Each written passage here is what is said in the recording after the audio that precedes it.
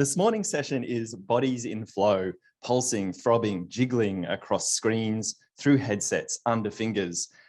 We have joining us Xanthe Dobbie and Emily van den Nagel. They're each going to give us a talk, Xanthe first and then Emily, and then we'll open up to discussion. We'll also do Xanthe's Real Things quiz in the middle and end with a screening of their Eidolon. Xanthe's talk is Google is My Primary Partner, the Fall of Cyber-Feminist Idealism and the Gentrification of Individuality as Reflected by New Media Practice. And Xanthe is a media artist, filmmaker and PhD candidate whose recent projects have included live-streamed interactive theatre. Their works dredge content from the vast databank of the internet, reconfiguring it through the lens of queer world-making and feminist critique. Xanthe lives and works in Lismore on the unceded lands of the Widjabul people of the Bandjalung Nation. Xanthe's work has been widely exhibited in solo and group shows, and their extraordinary cloud control is currently exhibited in the UQ Art Museum. We had the chance to see it yesterday, and we've been using as our holding slide throughout the last 2 days Xanthe's Harriet from Wallpaper Queens, which has been a wonderful image for us to be able to use. Thank you, Xanthe. We'll be followed by Emily's talk. Emily's talk is The Fluid and the Fixed in Digital Intimacies, theorizing the screenshot as disruption and repair. Dr. Emily van den Nagel is a lecturer in social media in the School of Media, Film and Journalism at Monash University and Secretary of the Association of Internet Researchers. She researches and teaches social media cultures, platforms, identities and intimacies. And Emily's work has been published in Porn Studies, Social Media and Society, Internet Histories, Continuum and First Monday. Her first book, co-authored with Professor Katrin Tiedenberg, Sex and Social Media, was published in 2020. I'm so thrilled to have Xanthe and Emily join us and share this session this morning. It's wonderful. I think they both in various ways embody all of the ideas we engage with here at Digital Intimacies and the spirit in which we do it. And I don't want to hold up any proceedings a second longer. So I'm going to introduce Xanthe's Google is My Primary Partner, the Fall of Cyber-Feminist Idealism and the Gentrification of Individuality as Reflected by New Media Practice, and hand over to you, Xanthe. I'll just swap and spotlight you, but you're welcome to get underway as soon as you've got your screen and video happening. All right. Hi, everybody. Can you see my screen and hear my voice okay? Yes, you're all spotlighted and we can hear you. Thank you. Storm in. I'm just going to minimize you all so that I'm not distracted by your gorgeous faces this morning. All right, I'm going to kick off. Google is your primary partner. Buy something. Go on. Order a personalized number plate. Let's be individuals together. Our love language is gifts and also quality time. Take the quiz. Every possible answer is backed up to the cloud. Take comfort in the infinitude of your digitized self. This is a quote from my VR work Cloud Copy, which was just mentioned and is currently on display at UQ. In the work, you plummet into the seductive mind of the internet, the cloud. Tumbling through galaxies of online detritus, you're enticed to forget everything and become part of the ever-expanding neoliberal machine, a live cog in a network where all things eventually wash into an homogenized sea, explode and start again as if nothing ever happened. I make a lot of work about this type of thing, the internet and its impact on us, how we are shaped by it, contemporary enshrinement and the deification of pop and celebrity cultures, thinking with and against technology, all in this deeply queer aesthetic, hyper-aware person who was raised on and by the internet kind of way. I essentially make immersive meta memes catered to the short attention spans of my generation. Much of my work can be reduced to one question: how does a body manifest in an increasingly digital world? And when I say body, I'm of course referring to it in an expanded sense, a body with an identity and a perceived sense of self, a body in relation. I do not stand alone in this inquiry. In 1637, René Descartes, probably you've heard of him, the father of pretty much all Western contemporary philosophy, wrote, "I think, therefore I am," creating a hierarchical binary that privileges the mind over the body. The West has never recovered from this traditionalist, rationalist framework, and feminists have been trying to reunite the mind with the body ever since. This becomes all the more complex once the internet entered the picture.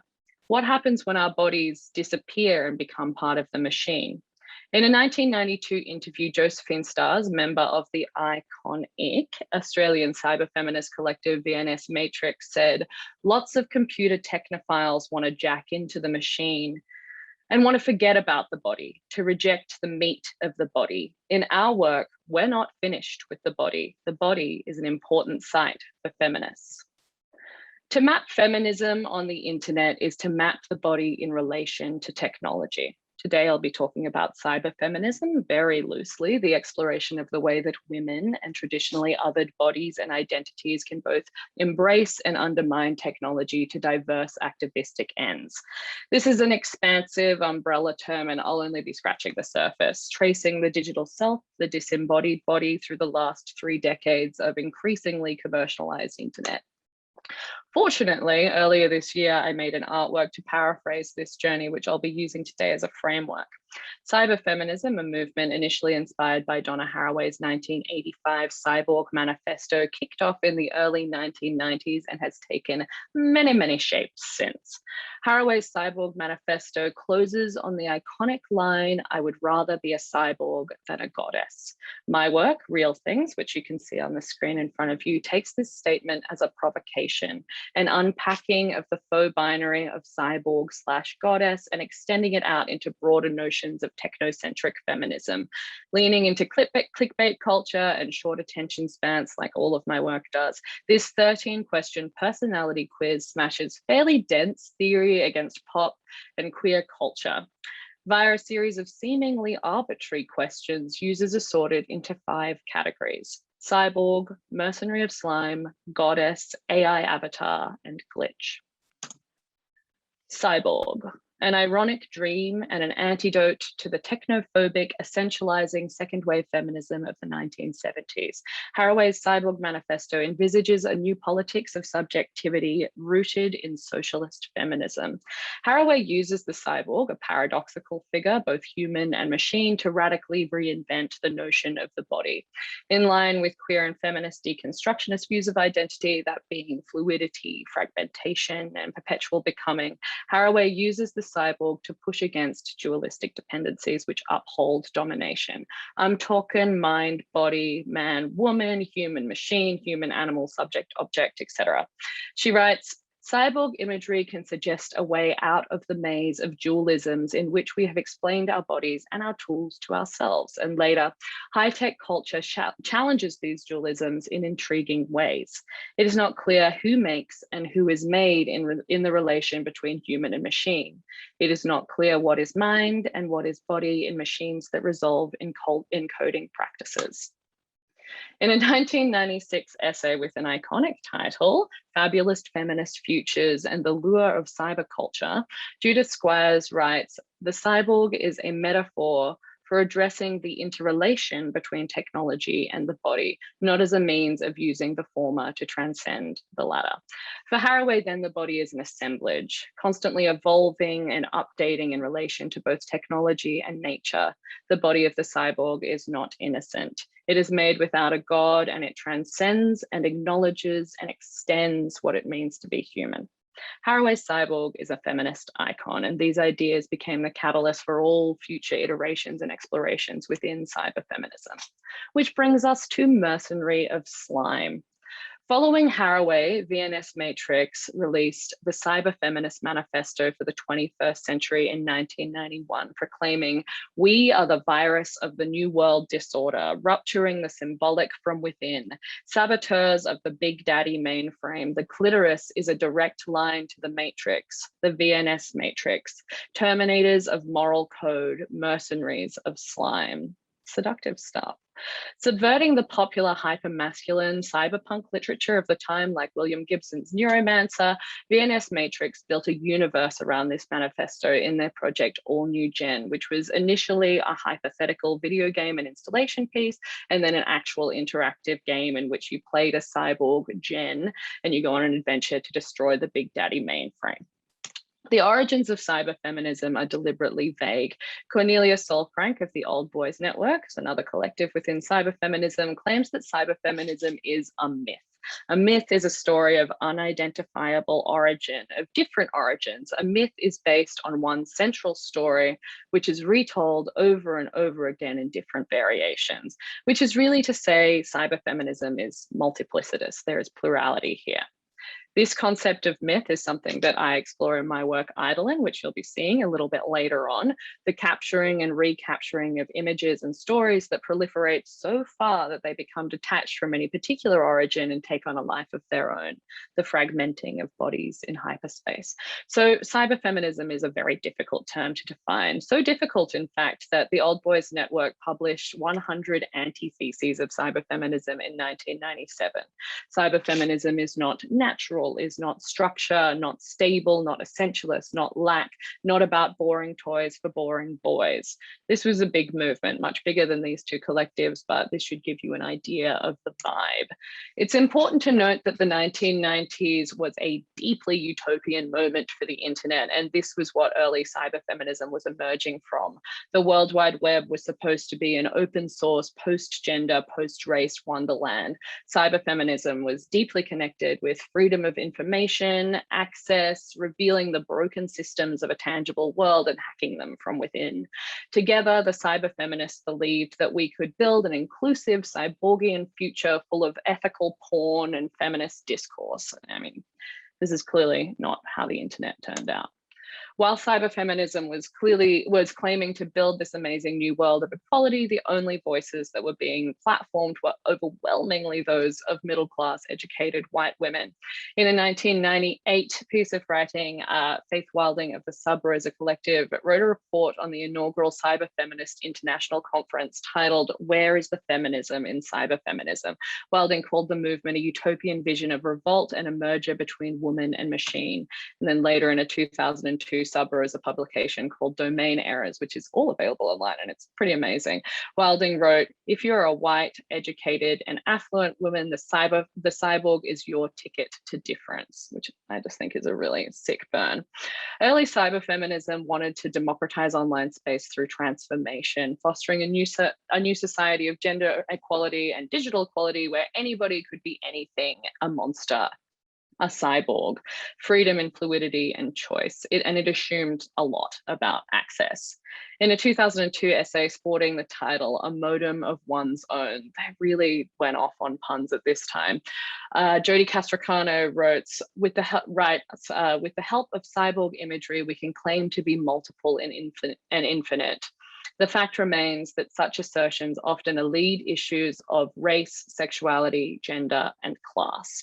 Importantly, these critiques were coming from within the cyber-feminist movement itself, so there was a level of awareness here. The goddess.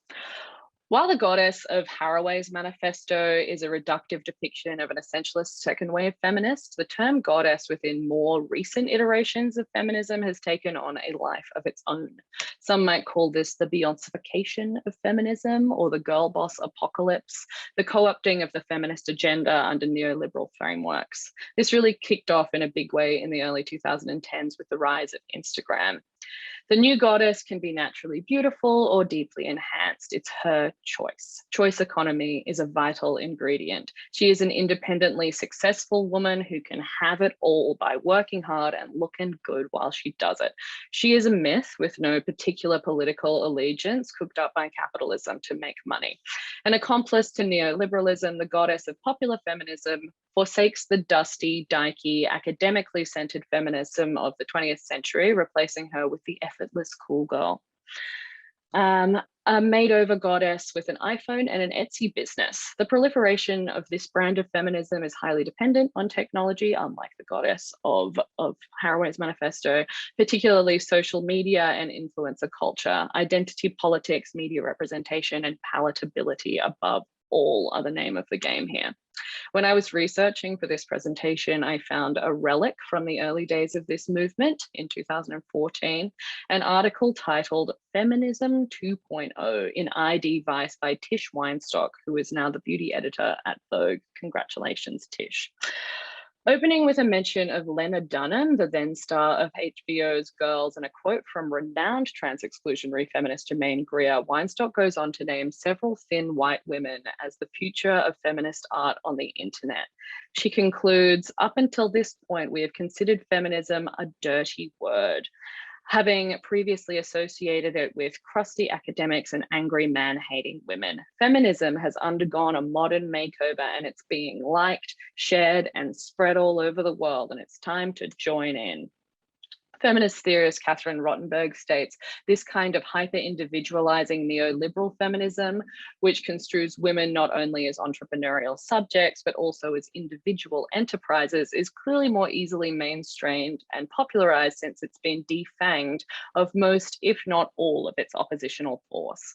While this form of feminism tips a hat to continued gender inequality by posting about the wage gap, buying fuck the patriarchy mugs, and jumping on board with hashtag activist movements like Me Too and Black Lives Matter, it actively embraces a role in the economic system that upholds widespread oppression and particularly evades conversations surrounding class.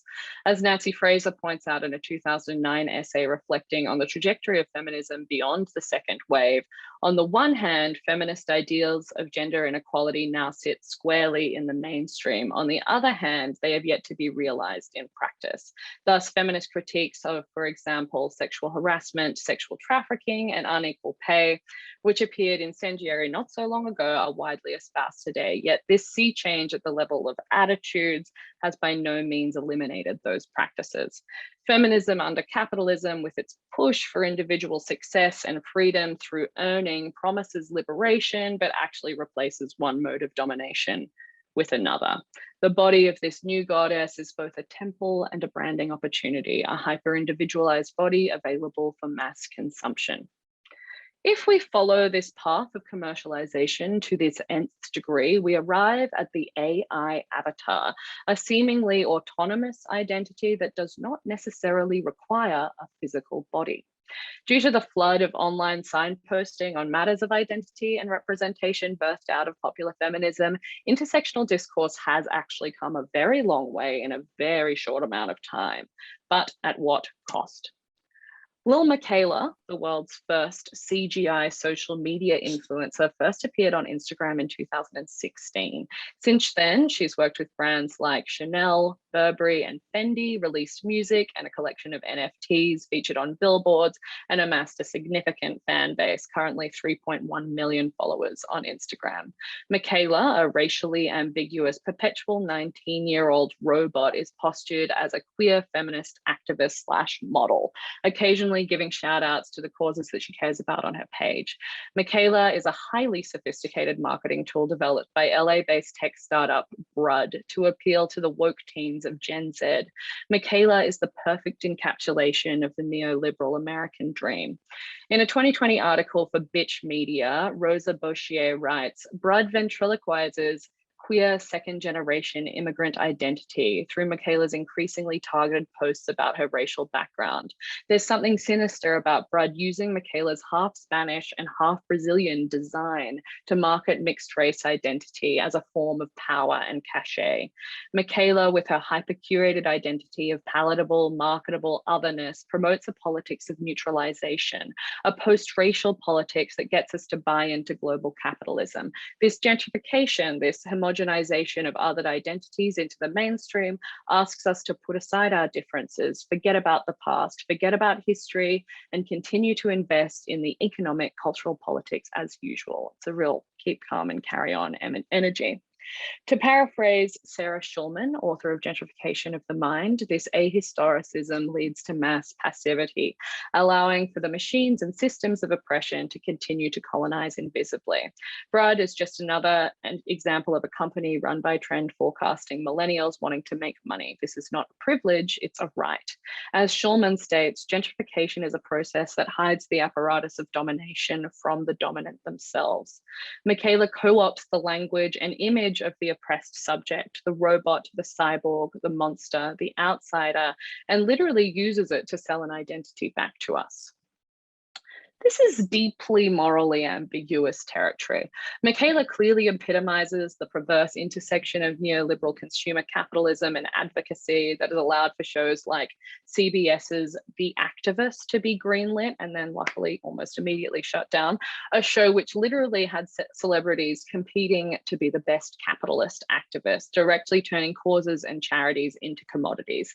However, as Legacy Russell points out, Michaela also presents an opportunity to make visible the invisible, to push the limits of corporeal materiality and reconsider how we might redefine the body as we have always known it. And so we arrive at the glitch. Legacy Russell's Glitch Feminism, a manifesto. As you can see, there's lots of manifestos within cyberfeminism. This one was released in 2020. Russell builds on the work of early cyberfeminists and queer theorists like Jose Esteban Munoz, who in his Cruising Utopia wrote, "Queerness is the thing that lets us feel that this world is not enough, that indeed something is wrong."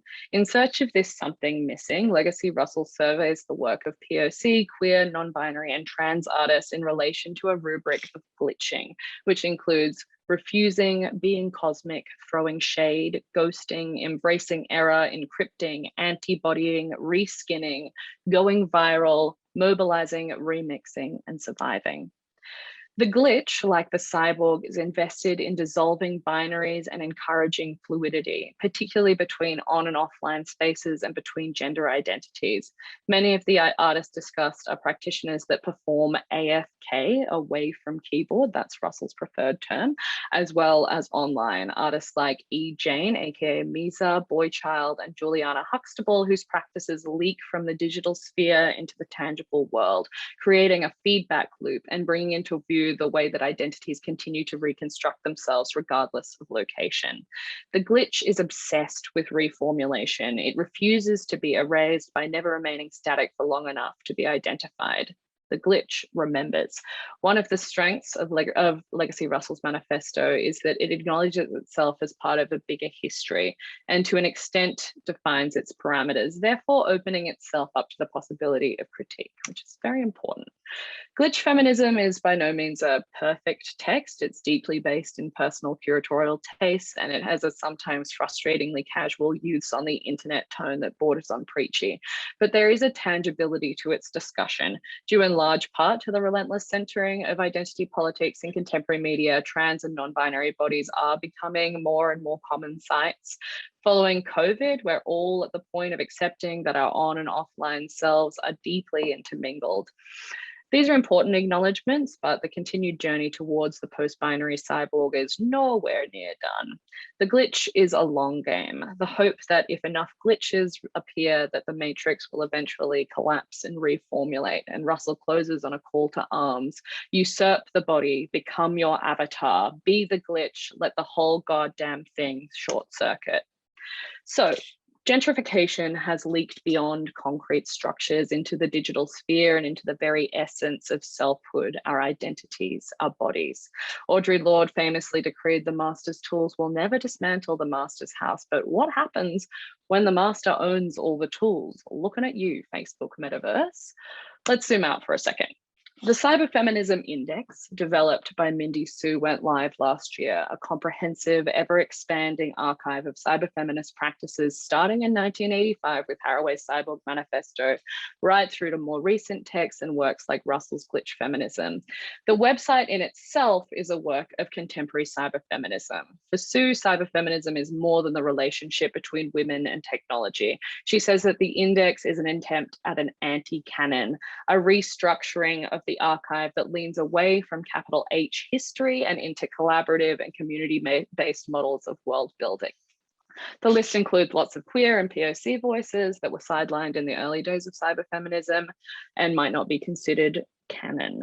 The Cyberfeminism Index does not reinvent history, it broadens it beyond the Western canon, platforming diverse voices through open access software, ongoing submissions, and non-hierarchical citation. So Sue hopes that the index will also act as a starting point for future performance-based works, the compiled references working and reworking themselves into and beyond the body. Real Things, a quiz that you're about to do, is an artwork that deliberately distorts and reduces reality to illustrate the problem with over-identification, which seeks to anchor movements and identities in time as if they could possibly be summed up in a single phrase or even a curated collection of images or a downloadable desktop wallpaper, as it is in this case.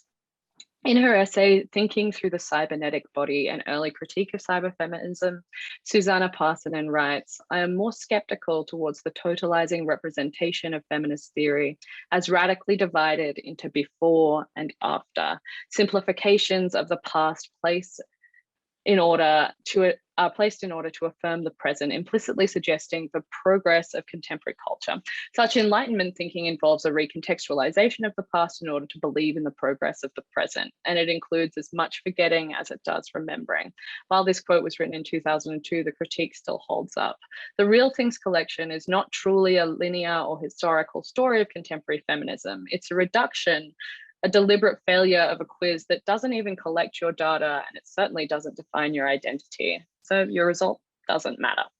All of these strains of feminism and thought and action continue in some iteration today, re-emerging and intertwining constantly. The reality is that they all contain parts of each other and they can never stand alone as these totemic identities. The body is just not that simple. And with that said, I hope you enjoy the quiz. That's me.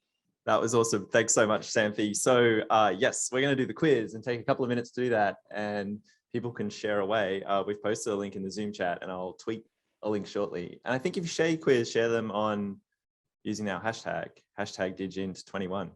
Okay, thanks again, Xanthe. That was extraordinary. And we're going to have lots of discussion. Everyone's got lots of questions already, I'm sure, but we'll have to hold off because we've got another awesome talk about to happen from Emily van der Nagel. Emily's talk is The Fluid and the Fixed in Digital Intimacies, theorizing the screenshot as disruption and repair. Over to you, Emily. Thank you so much, Nick. Can you hear me? Yes, it's all good. Perfect. Thank you so much for inviting me today. I would like to begin by acknowledging that I'm speaking to you virtually, but for me, I'm on the unceded lands of the Wurundjeri people of the Kulin Nations. I extend my respects to their elders, past and present, and recognise their continuing importance to these lands that have always been places of teaching, research, and learning.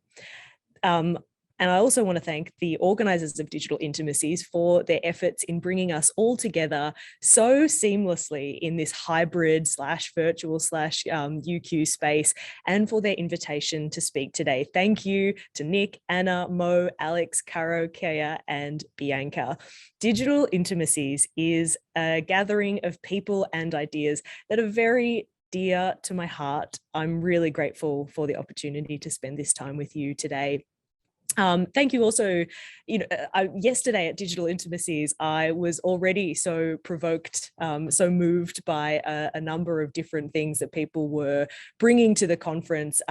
Sarah was talking about the trigger warning yesterday, and there isn't a huge one for this talk, but, in the spirit of making sure that people are prepared for what comes at them, I just want to let you know that I'll be briefly mentioning a death. So, if you're not up for that today, you're welcome to mute me or, head out of your room for about the next 20 minutes. Xanthe's art, I just love. Thank you so much for that incredibly generative presentation that you gave us just this morning. That sense that Xanthe's art has of those, retro cyberfeminist digital aesthetics. I was so captivated when I first looked at Wallpaper Queens, especially in terms of the jiggling and pulsing, the throbbing. It was a wonderful inspiration for me as I reckoned with the central place of movement in digital intimacies. And that's where I want to begin today. Over the pandemic, I did a lot of Zoom teaching. And if anyone else has taught a group of students on Zoom, you too will know the horror of trying to pour a lot of energy into what usually for me looked like a big screen full of black boxes. So I'm always looking to draw students in and to get them to provide me with some kind of sign, you know, that they're there, they're listening, they're part of this conversation we're having. I begin my Zoom classes with inviting my students to share their way into the topic, whether it's platforms, communities, histories, the visual. I ask them, what do you already know about this topic? What I want to do there is, of course, try to connect with them in some way, but I also really want to honor the expertise that they already have. I teach social media. My students know a lot about it. And so I guess in that spirit, I would like you to consider, what's your way in to the screenshot? Because for this talk and for my own thinking and conceptualizing of digital intimacies, my way in is the screenshot. Screenshots are, head on to that next slide. Screenshots are mundane. They are everyday. Likely everybody here has their own experiences of them, and you can see a few of the ones that exist in my own little space here. They are snapshots into my digital life, and I'm using snapshot to deliberately compare these screenshots to photography. You know, Paul Frosch, a visual scholar, says that screenshots aspire to the photographic condition. And we know from photography scholar Susan Sontag, photos always have this kind of truth claim to them. We understand, of course, that photos and indeed screenshots can be manipulated, can be edited, and they always represent a partial truth. But I feel that the screenshot as a way of representing our digital culture is very much a part of that photographic tradition. We see the screenshot as representing the truth of our digital lives in some way. So what do screenshots allow me to say about digital intimacies? Two things to begin with. Firstly, that the digitally intimate moves and moves us. And I mean that in the sense of, you know, as I'll get to, flow, but also connecting it to affect theory and the way that the to be moved is to be, you know, really captured by something and to have an emotion stir within you. Secondly, that the screenshot promises to fix our digital world in place. But of course, screenshots are slippery. They often recirculate. The screenshot disrupts and it redirects that movement that's inherent in the digital. So from these 2 points, within our current pandemic context of considering the politics of what circulates and what gets fixed in place, I would like to ask a few preliminary questions. What do we gain and what might we lose from a digital culture where screenshots exist within the media logic of flow? How can we examine our entrenched relationships, as Xanthe was saying, with technology through the mundane object and the practice of the screenshot? And finally, what do screenshots disrupt and what can they repair? We, of course, when we're thinking through media logic and flow, we have here this really foundational piece, at least for me, about understanding social media logic from José van Dijk and Thomas Pohl. Of course, they're building on Raymond Williams in terms of the flow of television. But they're suggesting here that media logic presents the world as a continuous flow of events. They say there's nothing natural about this stream. Media have an interest in constantly renewing so that people keep coming back. And within this stream of digital content, the screenshot captures a screen for just a moment. And this is a kind of key technological proposition that I think orients me to digital intimacies and responds to, you know, what our digitally intimate founders have proposed in their edited collection that came about after the first Digital Intimacies conference. Amy Shields Dobson, Nick Cara, and Brady Robard say that the theoretical frame of intimate publics helps us to think about how contestations over power play out in the generative liminal space where the public and private intermingle. And public and private boundaries, I think, are something that the screenshot is so deft at completely destroying. We'll certainly get to a few examples of that as I move through this talk. I think of digital intimacies as, you know, certainly interdisciplinary, but for me as a media and communications scholar, of course, all roads lead back to Nancy Baim, communications scholar extraordinaire and a real foundational person in terms of social media studies and internet studies in particular. Nancy Baim has this midway point, she says, between these kinds of perspectives of technological determinism and social constructivism. She takes on a perspective of social shaping. Okay, so in this perspective, she says that we need to consider how society gives rise to technology. You know, what possibilities do technologies offer, but also what are these practices of use as those possibilities are taken up, rejected, and reworked in everyday life. This perspective is fascinating for me because it requires, on some level, that you think about technology as separate from society, but only so that you can examine how they are co-constitutive and entwined, how they come together and shape each other. And if we apply this social shaping perspective to screenshots, we can understand the basic form of the screenshot pretty simply. It's an image of the device's display. That's what the technology offers. But to understand its social meaning, we need to look at, as Nancy Baim says, these practices, the way that these possibilities are taken up in everyday life, because screenshots communicate.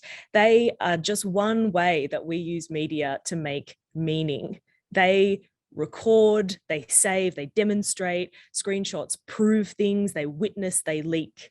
Screenshots threaten. Screenshots promise to hold a digital moment still, but screenshots have always moved. In the 1960s, the first screenshots did a whole lot of work in terms of demonstrating what an interactive computer actually does for people who had never used one. This kind of development from the punch card system to design and computation occurring in the same virtual space within the screen was a really important phase of computing. An internet studies researcher, Matthew Allen, in his history of the screenshot, notices that computers were not widely available in the 60s. So in order for screenshots to convey the reality of the interactive computer, they had to circulate. Screenshots initially were used not necessarily to be shared digitally, but to be printed out so that they could be communicated to people in trade journals and, you know, through slide projectors at conferences, a little bit like what I'm showing you right now. The screenshot slides across all kinds of platforms. It is an especially promiscuous technology. And I really love Xanthe's provocation from their talk just now. What happens when the master owns all the tools? It's a really great jumping off point to consider the way that, you know, these incredibly large corporations dictate so much of our digital lives. Nobody owns the screenshot, I guess, except your device. You know, this is not a Facebook specific technology. And I really feel like the way the screenshot canvasses so many different platforms is another part of what makes it so mundane, yet so completely important to digital cultures. At this stage too, it's important to remember that the screenshot it's simple, sure, you know, democratizing even. Anyone can take a screenshot with a device, but you still need to learn how to do it. If you search for screenshot, the kinds of results that tend to come up in the first instances are instructions on how to take one. But after you do learn which buttons to press, they quickly become mundane. And for me, a great illustration of the social meaning of this particular technology is what happens when people are said to be doing screenshots wrong. Okay, so on this slide, you'll see a couple of examples of, people who take photos of computer screens instead of screenshotting with those telltale rainbow lines across the screen. There is also, as an example for you, the deep fried meme an aesthetic of multiple layers of screenshots that degrade the quality of something that gets shared again and again. In the ones that I've featured for you on my screen, these are often accompanied by surrealist humor to kind of underscore how bizarre they are as a digital artifact. And then finally, you can see in that bottom left hand side of the screen, this is a screenshot from the Charge Your Phone subreddit, which is which displays, basically cross posts of screenshots to other parts of Reddit. But the way that somebody has done the screenshot wrong in this instance is by leaving in unintended information in the frame, namely the low battery icon that tends to disrupt, and kind of interrupt people from reading what the actual screenshot is meant to convey. There is ambivalence in the practice of the screenshot. And I'm using ambivalent in the way that Sarah Benet-Weiser does, which is to say, holding possibility for more than one thing simultaneously. Because screenshots can be super mundane and super intimate, sometimes at the same time. For journalist Cleo Chang, screenshots are usually taken during the quiet, intimate moments that we spend navigating the world on our computers and phones. They are hauled out from the messy internal guts of our private lives. But on the other hand, visual communication scholar TJ Thompson has interviewed people who mostly use screenshots to take a quick snap of things like timetables, schedules, and rosters, just so they can refer back to them later. Not as cherished memories, but certainly still as ways to navigate our digital world. Screenshots can be both. They can be multiple things. They hold all kinds of possibilities. And in terms of the way that screenshots halt something that would otherwise move, I feel like the way that we move through our screens, swiping, scrolling, clicking, following, this sparks another kind of movement, that of affect. Curiosity, frustration, joy, anger, arousal, they all move within us. And affect theory is well attuned to the ways that our bodies feel things, not one after another in a kind of neat sequence, but as pulsing, throbbing, moving our bodies in a very sort of visceral sense. I think that in our digital cultures, we can see the digital movement as one thing, and we experience it with our bodies as a particular kind of movement ourselves. For Gregory Seaworth and Melissa Gregg, when they started the affect theory reader, they introduced affect by suggesting that this passage of forces or intensities is born between and resides beside. And I think the screenshot as this sort of between and beside way of creating content as a mechanism of capturing a screen that has this kind of potential not always realized until it moves is a way to illustrate how affect works in digital spaces. As digital objects that provoke affect as they circulate, here are 4 screenshots that have emerged from the still quite small media studies literature on screenshots to give you a little bit of a sense of what screenshots do in the world. So to take our first screenshot here on the left, as a form of surveillance, feminist media scholar Victoria Janes writes that screenshots in teen friendship groups have a role in peer surveillance and power negotiations. Teen girls often understand their group chats as private spaces. However, there's always that sort of fear that the content could be screenshotted and shared elsewhere. While girls often chatted in their groups and shared quite intimate, quite personal things, other girls were often policed for gendered presentations. It was pretty common to find a chat, of someone a chat between girls that included a screenshot of someone's Facebook post or Snapchat, for example. And a quote from one of Victoria Jane's participants was, "We'll comment on what they're wearing. And like if they've got patchy makeup or if they've got their boobs out or something, we'll make a statement about it." So this idea that trust happens within those group chat spaces, but always with that specter of the screenshot as something that might eventually drag out the private into the public. Second screenshot I have comes from Meredith Clark, a media studies scholar who analyzes Black culture in the digital age. And she writes about the screenshot fascinatingly as two different, two very important things in the same paper. Firstly, as a digital method, this idea that, that anyone can take a screenshot she applies to research and says, this is one way that researchers actually tend to, or have the potential to, collect material for analysis. But what I'm interested in here is the way that she tells us about the screenshot as receipt, holding people accountable through this Black culture of using the screenshot as evidence of injustice.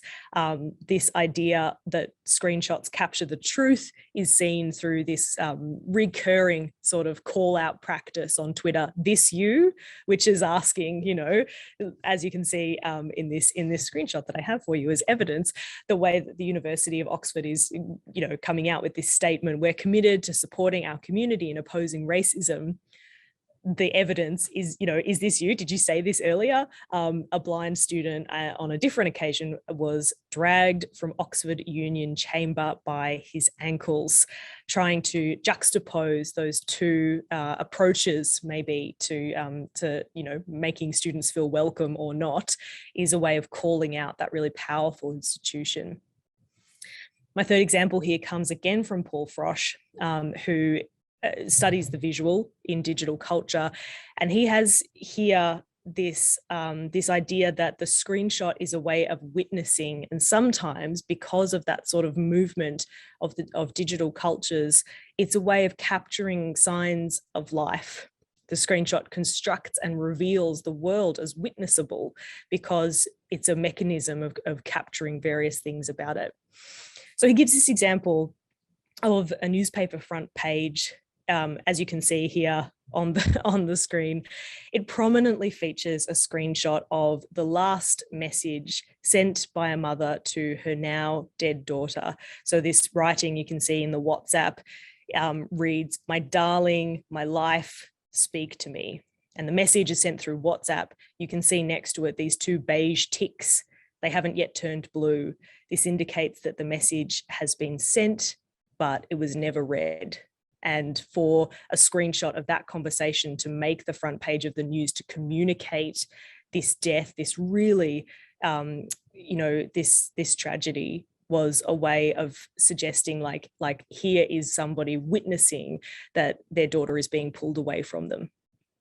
Finally, the screenshot as scandal.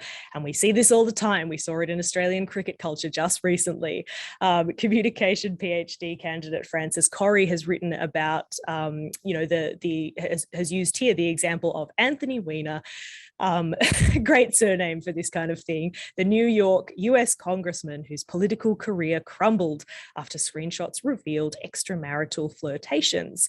Now for Corrie, they argue that the screenshots were boundary violations that resulted in a public spectacle of shame. And this shame actually tells us a lot about gendered aspects of, of sexting, of flirting, of being partnered in this kind of digital way.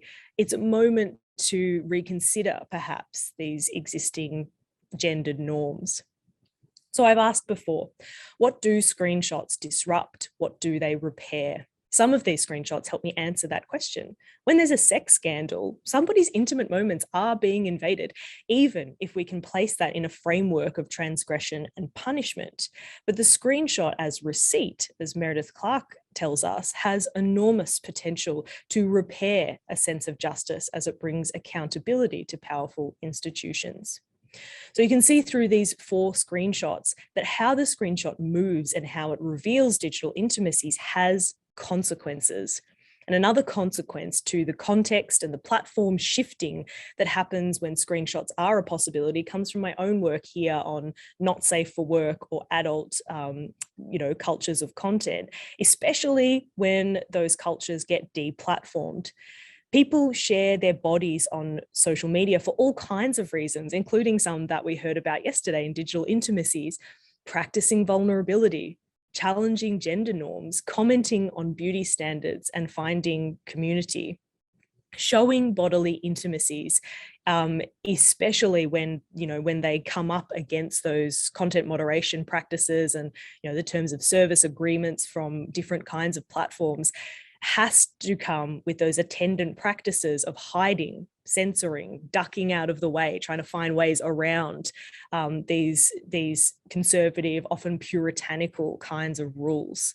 So to grab hold and to fix in place something not safe for work that might disappear because of the impacts of this kind of content moderation, or alternatively, to screenshot something allowed on one platform and transpose it onto another, only to have that movement blocked because of the second platform's restrictive policy, illustrates the politics of whose bodies are granted visibility and how.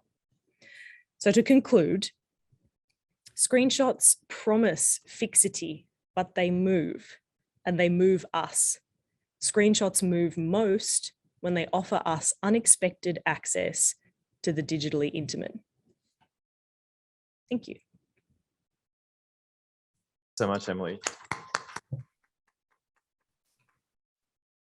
just take a minute to bring everyone to screen. And Xanthe, yeah, perfect. Yep, and I'll just spotlight.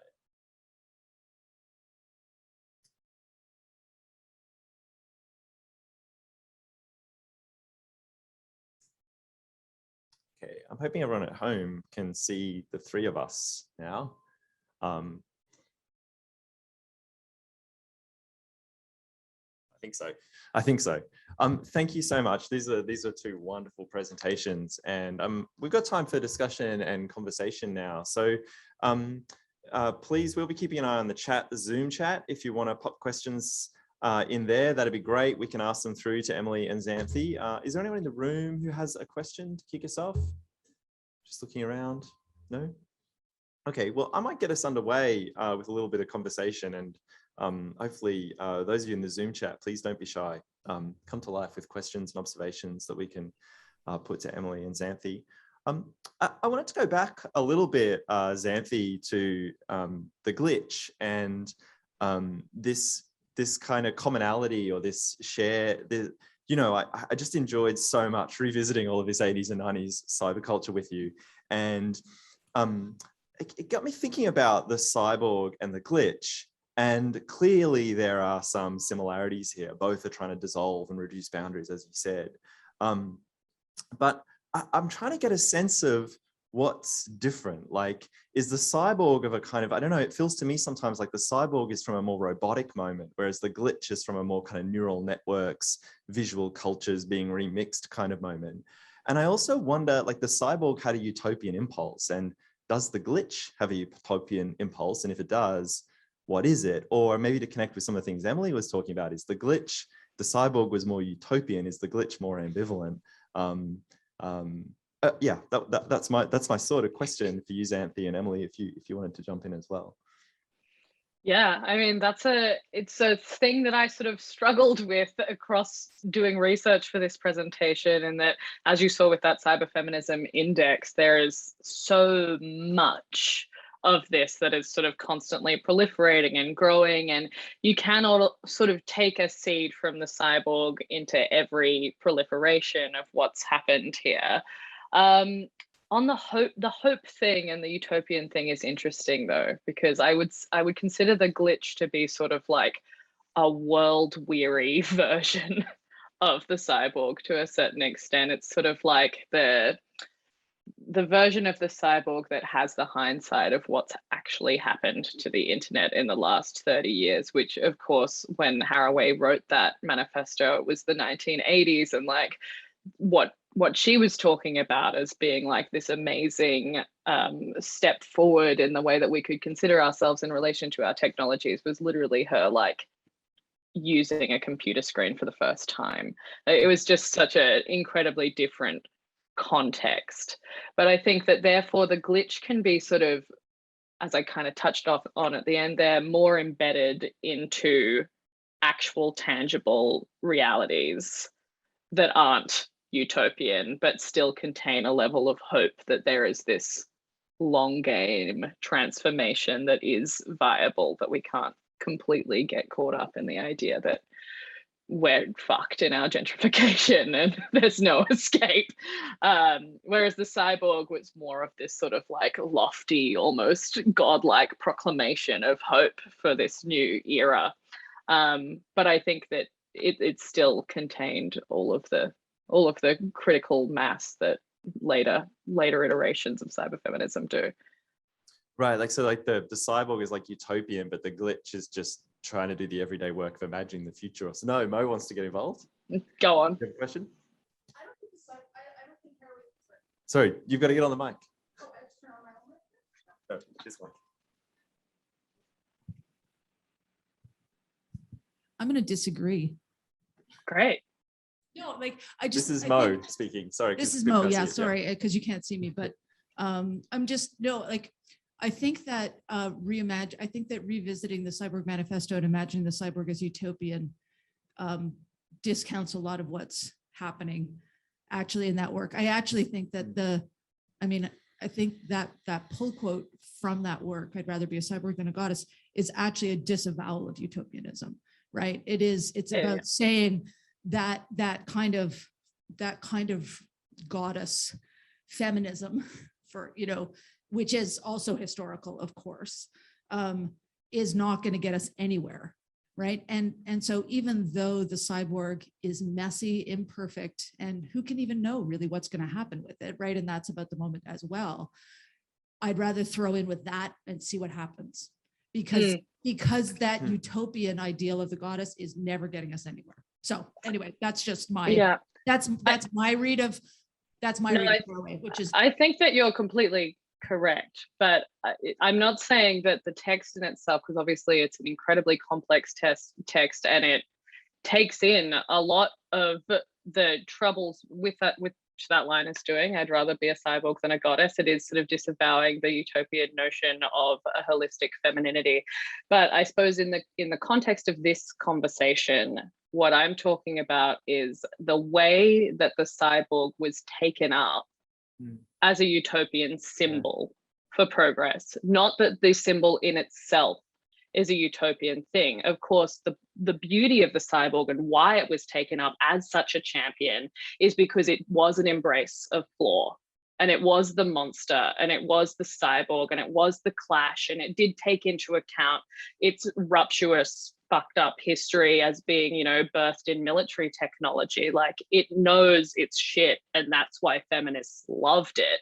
But they took it to this place that then platformed it as this sort of neo-utopian shift into the possibility of otherness that then, as we saw in the trajectory of that feminist passageway, then opened itself up to being co-opted by capitalism and sold back to us, and sort of sucked all of the life out of what the incredible complexity of that figure could be, which I think then somebody like Legacy Russell with the glitch is sort of trying to rework those things in with the actual technology to work with. And it comes sort of more from like a homegrown community place where the cyborg is this big, beautiful idea that could be planted onto a lot of things. Legacy is sort of using actual examples of things because there's so much stuff to draw on now. Thanks, Xanthe. I totally agree with you. Yeah, I think you're. Yeah. Right. Yeah, thanks for that, Mo. And yeah, I just wanted to indicate Mo's furious agreement with what said, Xanthe. And I guess what I was falling into is a common slippage sometime in, I really appreciate you framing that for us, Xanthe, is like I was kind of dropping into the current of this slippage where Haraway's cyborg is always getting rehabilitated in this utopian way, but doesn't, as you point out, is not in the original text at all. So yeah, guilty as charged on that front this morning. Emily, do you want to jump in on this little discussion we've had? Because there's a question for you in the chat there that we can move to, but I will give you opportunity if you wanted to get involved in what we've just been talking about. I think that Xanthe addressed that really well. Yeah. And yeah, really, it just reminds me that when I talk about the cyborg and the way that we're so connected, you know, I mean, I really love that all three of us are wearing glasses, because it's such a great little entry point into talking about the ways that we are inescapably cyborgian, and we use technology to move through the world and, you know, be able to see like all the time. And so I think as a way of, you know, grounding us in the pervasiveness of the digital and the way that technology is so much a part of what we do. It's not just when we're looking at a screen, it's the way that we carry ourselves all the time. That's all I want to say about that. Yeah, perfect. Yeah. Thanks, Emily. There's a question. I don't know if you can see it, Emily. I can. Yeah, cool. So it's Great. easier if you can see it, but I'll read it out for people listening along. Okay. So it's a question that comes from Tamar. Hi, Tamar. Given the complexities of what screenshots do and are asked to do, I wonder if this is in some ways demonstrated in the ways a platform like Instagram, which was originally just about still images, has evolved to have images that move, images that last forever, images that disappear, and images that turn up just for a little while, almost like these complex technical affordances attempt to achieve what you can already see in the many ways people use screenshots. Thank you for the question, Tama. And you know, I think that there's definitely been, you know, platforms want to do more and more. When I was thinking about the screenshot as something that was so necessarily slippery between platforms, you know, one kind of unfinished thought that I had was that platforms want you to be monogamous, but screenshots are promiscuous, you know, like, and no one is monogamous to a platform. This is the thing, like, no one's just out there, like, I mean, okay, no one. Maybe some people are out there just on one platform at a time, but I feel like the experience of sliding between them is so familiar to us that it's no wonder platforms know that, and they try to bring you back to their platform again and again, especially these mega platforms that we're very used to. So yeah, I'm on Twitter, Discord, and Zoom right now. Like, no kidding. This is a really, I think, familiar experience in our digital lives, and you know, for Instagram to add all of these other ways of communicating with screens and in that platform system makes sense, because we're seeing platforms trying to pull you back in. You know, they're doing that thing, like Wendy Chun talks about, it's the habit plus crisis, which equals update. You know, there are these crises of ontology and what a platform is and who uses it and what it's for. And for something like Instagram, we can certainly see the impacts of other platforms like Snapchat, for example, on the way that Instagram offers various possibilities and potentials. So I think that it is about introducing more of our broader technological environments in terms of the screenshot. And yes, it's all about the way that platforms are trying to bring you back again and again.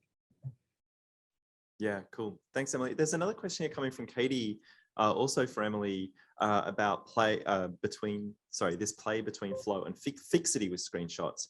Have you found it useful to also look at how screenshots that people share as content become part of that scrolling consumption of others?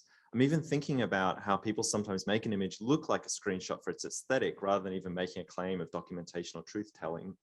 Yes, thank you for that question, Katie. I was also, when I was thinking through the way that, you know, like the photograph, people also doctor screenshots. It's a very interesting point of like remediation when you have a screenshot from a device and then you display it on your own device. Like if I had on my smartphone, if I had a screenshot of a message chat, if I bring it up on my smartphone, it's such a window into that little space, because that's pretty much exactly what it would look on my phone, right?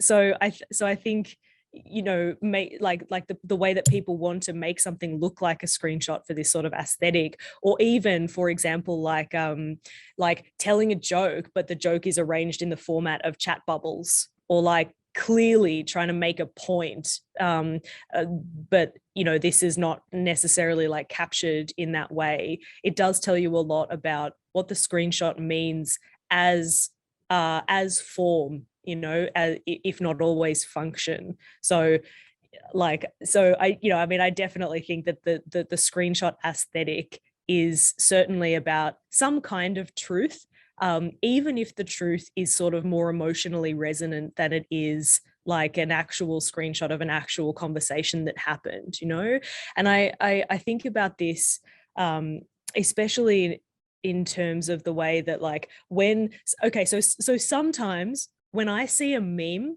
the meme is a funny tweet. And the meme is like on Instagram. It's like I'm scrolling through someone's Instagram story and they've shared a meme because it's so relatable and it's moved them in some way. It's provoked them in some way. And it's a tweet. And I'm like, if that doesn't tell you about the ways, that content flows and transforms through platforms and moves, then I'm not sure what does. So yeah, thank you for bringing that up in terms of like the screenshot aesthetic and what it might communicate about our digital lives. And along similar lines here, Emily, there's a question from, I think it's Francis. Yeah, I think it is. Wondering if you've had any thoughts about the prohibition of screenshots and the way people try to get around that. I noticed that the other night trying to screenshot Seinfeld on Netflix on my phone and then having to put on the TV and take photos of it to send around to people.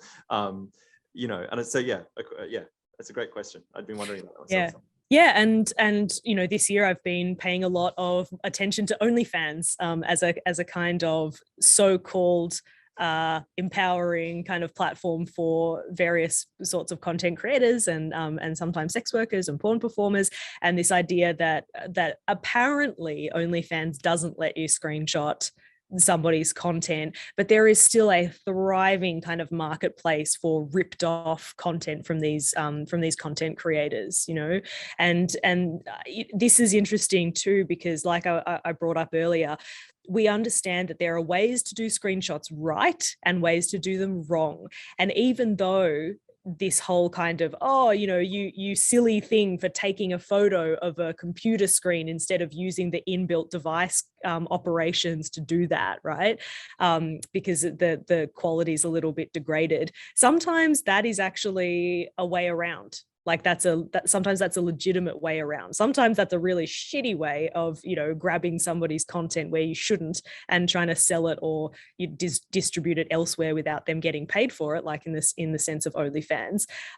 But you can see that even though the screenshot is built into a device, that's not always how it works. There are kind of complexities around how straightforward the screenshot is that I guess remind us that it's always a little bit more complicated than that. Yeah. Thanks, Emily. There's lots of discussion and love in the chat, I think, again, for the earlier conversation about Haraway and Xanthe's framing of it. I'm not seeing another question in the chat, and we'll have to wrap up in a minute. So if there is a final question, please jump in. I think Amy had one. Did you ask? I wasn't sure. Amy, did you have a question? I didn't see a question mark. So I think it was just nah, she says nah. More of a comment than a question from Amy. Mo has a question?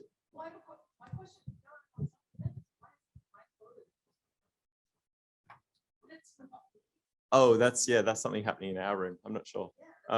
Yeah.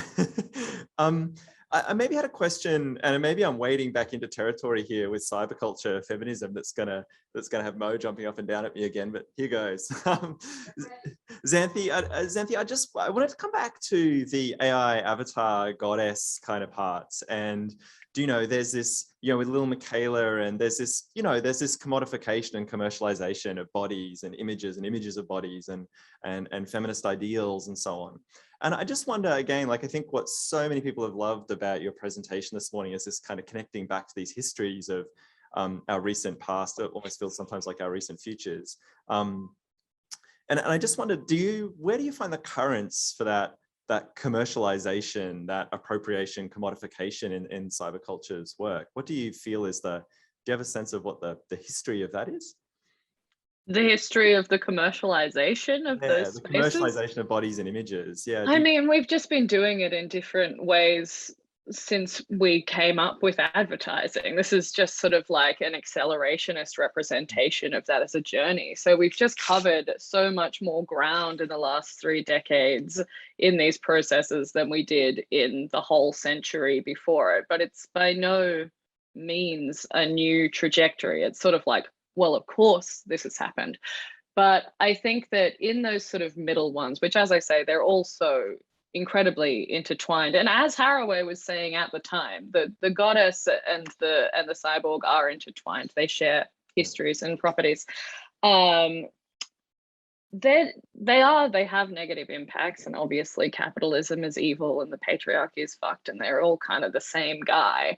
But there has been sort of things that you could construe as positive impact from these movements, from those sort of goddess feminisms and from the AI avatar. Like, while they are evil representations of the way that our bodies have been corporatized, as far as identity politics and representation is concerned, like, we have done a lot of work as a society in starting to understand a more complex spectrum of identities and intersections across race and class and gender that is in a totally different place than it was in 2014, which does fall pretty squarely on the shoulders of influencer culture, which is bizarre.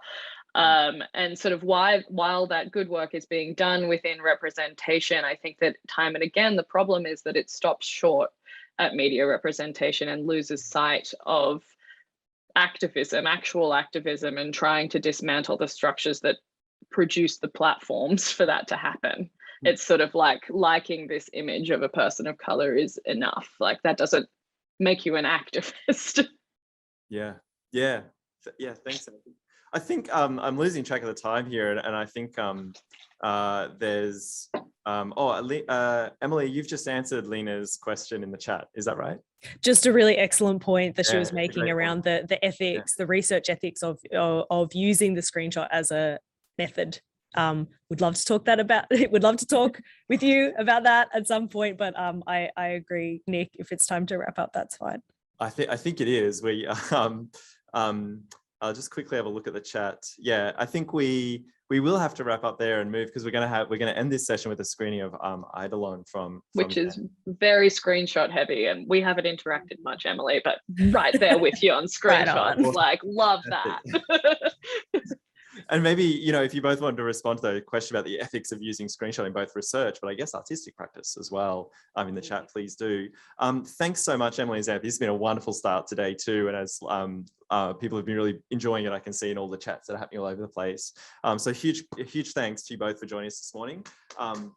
Thank you so much. Thank you. Thank you, Xanthe, for your talk, and thank you for having me, Digital Intimacies. Thanks, Emily. Thanks, Xanthe. So